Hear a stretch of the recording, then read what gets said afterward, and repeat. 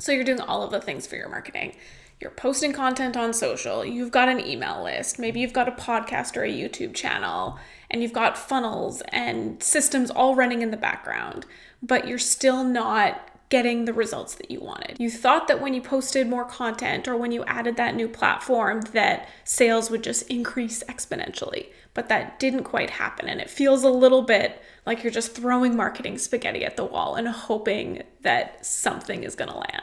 So you bring it to your entrepreneur group chat or to your mastermind or coach. And the advice that you always get is that you need to do more or add more to your plate.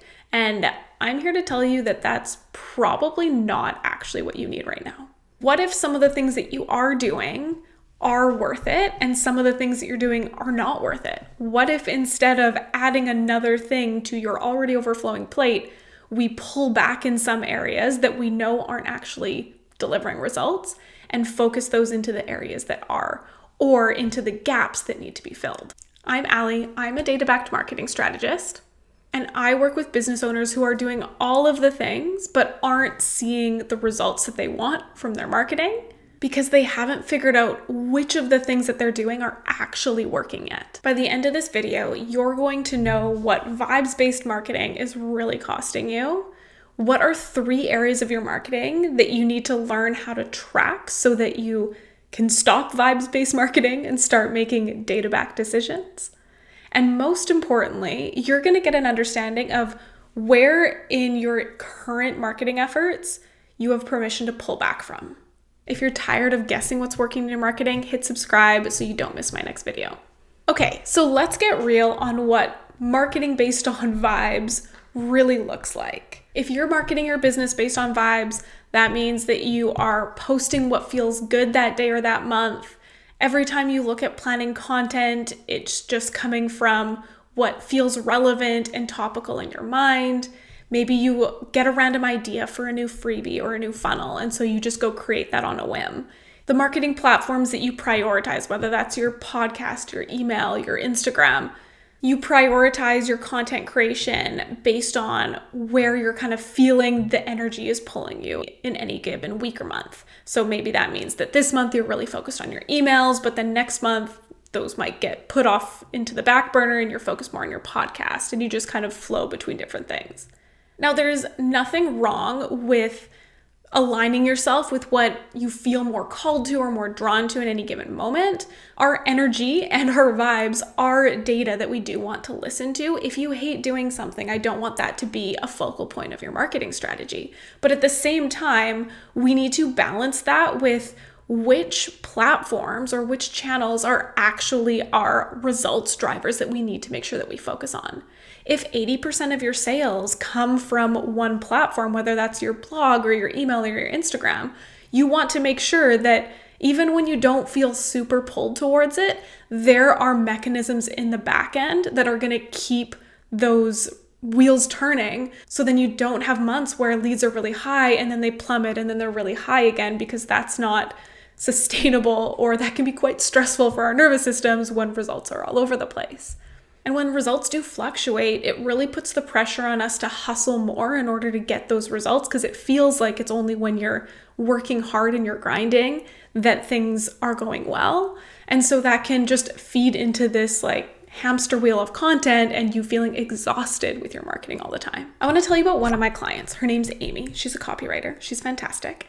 And when she came to me, she was marketing in a bunch of different areas. She had blog posts. She was marketing on Instagram, I believe also on Threads. She had a podcast and a YouTube channel that she hadn't really posted new videos on in a while. Basically, she had a whole bunch of different platforms. She wasn't really sure which ones were driving results and which ones weren't. And she knew that she needed a better strategy to move forward because just doing more wasn't sustainable. She's also a mom and wants to be home with her family and not be stressed out about work all the time and just creating content. And so what she came to me for was to better understand which of these marketing platforms does she have permission to step away from and which ones are really important for her to hit her leads and sales goals. We went through, looked at all the numbers and the metrics together, and it was really clear that her podcast was something that took a lot of her energy and resources, but at this given point in time, it wasn't the thing that was driving results for her business. Now, I am not saying that podcasts don't work. For some of my clients, their podcast is their one marketing channel that they need to keep doing. It is different for every single person. But in her specific case, this was an area of her marketing that she could confidently take a step back from, focus on the other areas while she was building up the foundations and getting the gears turning on their own in a more sustainable and strategic way before she brings the podcast back in 6 months, a year, whenever, that then may turn out to be a big lead driver for her down the line. And that's the magic and the value of data here, is that it's going to not just give you generic advice of a podcast could work for your business, or YouTube could work for your business, or maybe you need to get on TikTok, whatever that may be. It's going to tell you in your specific business with your audience, what are the things that are working for you right now, and what are the things that you have permission to stop focusing on to give you more space, to give you more breathing room, or so you can focus your resources towards the things that are going to bring in those leads and sales that are going to move your business forward. So what do you actually need to track to be able to pull away from an area of your business? There are 3 data systems that every single business owner should be tracking. The first is your content data systems. And so that's looking at all of the places that you're posting content, that you're sharing about your business and marketing about your business to bring in new people. Where are all those places? How many people are you reaching? And how many of them take one step towards working with you, whether that is signing up for your newsletter, buying a tiny offer product, buying something small, getting into a funnel. Which ones are actually reaching the most people and bringing people to your website and taking that first step? The next data system that you want to be tracking is your leads and funnels data system. So this is how many people are signing up for your freebie, getting onto your list, maybe purchasing a small intro level offer, and what % of those actually become paying clients or buyers. So looking at that journey of not just where are they initially coming from, but when they enter your world, how well are you converting them and bringing them through your funnels?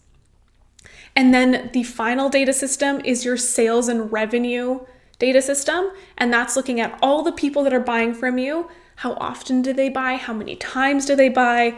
What's their average order value if you're trying to sell multiple things to somebody? What's their customer lifetime value if they buy from you again and again and again? And really understanding what's the value of getting one new customer into your business once they're getting into your offer ecosystem. Until you have a handle of those 3 data systems, I don't care what your follower rate is. I don't care how many times a year you're launching. I don't care how many freebies you have, if you have 20 or just 1.